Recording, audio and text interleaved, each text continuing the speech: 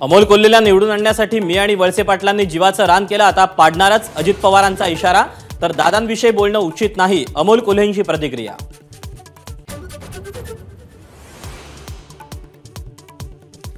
मी नव्या लोकांना प्रोत्साहन देण्याची काळजी नेहमी घेतली। शरद पवारांचं अजित पवारांना प्रतिउत्तर, तर आमच्या काळात बंड नव्हतं, आम्ही बसून निर्णय घ्यायचो, पवारांची प्रतिक्रिया।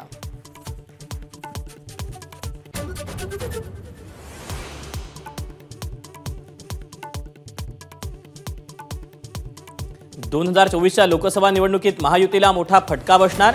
सी वोटरचा सर्वे, सी वोटरच्या ओपिनियन पोलनुसार महाराष्ट्रात महायुतीला 19 ते 21 तर मविआला 26 ते 28 जागांचा अंदाज।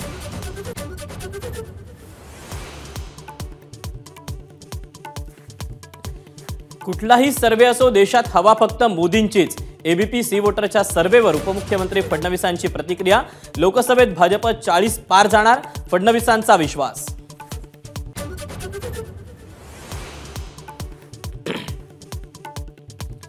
लोकसभा निवडणुकीत मविआ किमान 35 ते 40 जागा जिंकेल। एबीपी आणि सी वोटर्सच्या सर्वेवर संजय राऊतांचा दावा, जर बेईमानी झाली नाही तर सर्वे खरा ठरेल, वडेट्टीवारांची प्रतिक्रिया।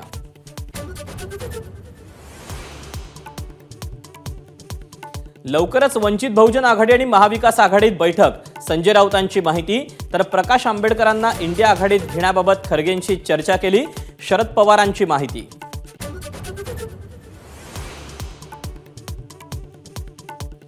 सरकार हुलकावणी देते, त्यामुळे मराठ्यांनी मुंबईत कूच करायचं ठरवलंय। मनोज जरांगेंचा इशारा, मुंबईला जाण्यासाठी तयारी करण्याचं आवाहन।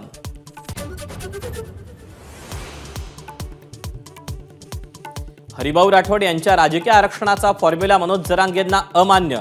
काही ओबीसी नेत्यांनी सरसकट शब्दाचा उगाच बाऊ केला, जरांगेंची टीका।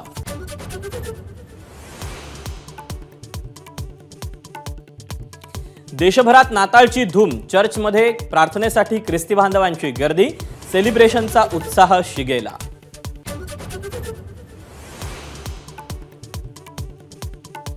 सलग सुट्यांमुळे तीर्थक्षेत्रांवर भाविकांची मोठी गर्दी। नववर्षानिमित्त 31 डिसेंबरला शिर्डीतील साई मंदिर, शेगावचं गजानन मंदिर रात्रभर खुलं राहणार।